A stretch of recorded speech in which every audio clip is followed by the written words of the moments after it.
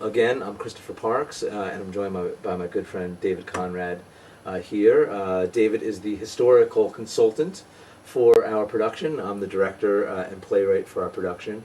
And this is the second experiential theater play that I have done. And for those people who are not familiar with experiential theater, the idea is that the audience comes into the theater and they think they're there to see a play. They find out very quickly that they're not there to see a play, but they're there to be in a play. They participate as actors in the show, they participate as dancers and singers, they come up with lines with us, they're stage hands, and it's all done in such a way where we never say, hey, raise your hand if you want to, or would you be willing to, but instead we tell the story in the narrative form, and it just seemingly organically occurs that the audience just understands that when we say, and the queen rose up, and we're pointing at an audience member, well, that person realizes, oh, I'm playing the queen, and I better rise up now. Now I'm in the play.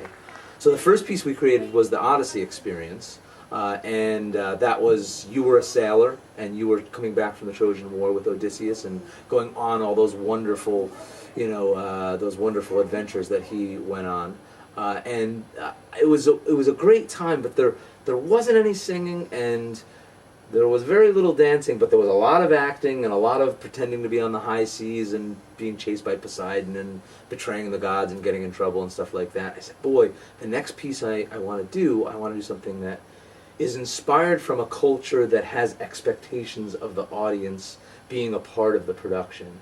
And I had seen griots talking and doing their stories in the past, and I said, boy, it'd be great if it was something African inspired. And I couldn't find anything necessarily, and then I met Wendy Belcher at Princeton University, and she just said to me immediately, it's got to be Sunjata. And her description was the idea that people in Western Africa know this story so well that as the musicians are playing the drums, people get up and they dance right in the middle of the circle with them. That when people are singing the songs that are the traditional songs of the piece, sometimes the audience just sings along with them. And I said, boy, wouldn't it be great if we can get American kids who've never heard of Sunjata before singing with us the traditional songs in the language that they're meant to be sung in. And so thus Sunjata Kamalenya was born, and it was you, David, who actually gave us the Kamalenya part. We were going back and forth when we were at the Kennedy Center, which is where we were, one of the places we developed this piece.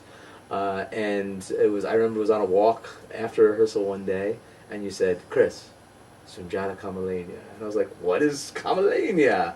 And what is the meaning of Kamalenya again exactly? I know, but I'll get it wrong. A Kamalen is a youth, a male youth, and Kamalenya is the condition of being a male youth. So it's a youthful Sunjata. Yeah, and one of the reasons that we wanted to do that was we wanted to say to anybody from West Africa who knows from Sunjata that we're not just coming up with throwing together a piece of theater here that is based on hearsay about this tale, but rather we've done our research and we are honoring your people.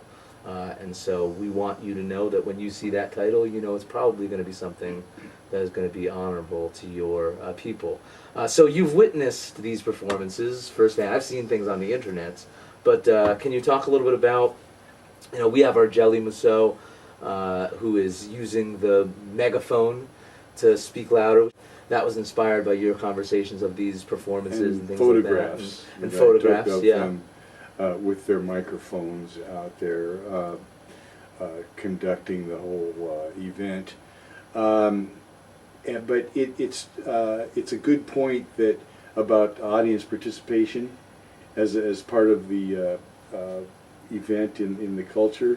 There's no holding back. There's no reticence. There's no hesitation in a local audience in a village in responding to something that's said by the narrator. You have the Namu sayer. Yeah. Someone saying Namu at the end of practically every sentence in some performances. Other times the Namu will only be said occasionally for emphasis. And we get our kids saying it it's in the like show. The saying audience. right on. Exactly. Or, Exactly. and then if the narrator says a blessing, which they often do, something starting out with alaka, the response from the audience will be amina, and they may all chime in at that, or they'll say, "Oh, that's the truth," and it reminds you sometimes of gospel, Southern gospel meetings. Yeah, and when in we explain it to our churches. actors in rehearsal, that's exactly how we present it to them. And that's They're where like, "Oh, yeah, I that get tradition of our Southern gospel churches came from. Yeah, That's the origin of that. I knew there was a day where we were at this school, St. Paul's School in Princeton, New Jersey, which was a very ethnically diverse crowd of Latino and African American and Asian kids and white kids. And at one of the points we got them all up and they were dancing this dance that was choreographed by Diane Harvey from Forces of Yes. Nature in Harlem.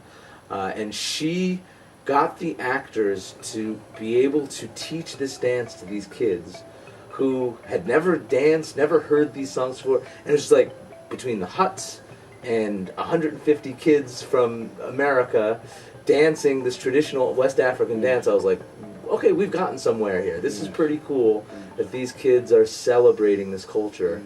So thanks to Wendy Belcher, who brought me to this piece, and certainly to you, David, who brought us to all of these wonderful people, the musicians, and to Diane Harvey, and for everyone for being able to bring to life a piece of culture that I think is mostly unknown to kids and audience members here in America. It's been And a lot of fun seeing that. reflecting the values Yeah, of those yeah. people. It's so much fun, so much fun. Indeed.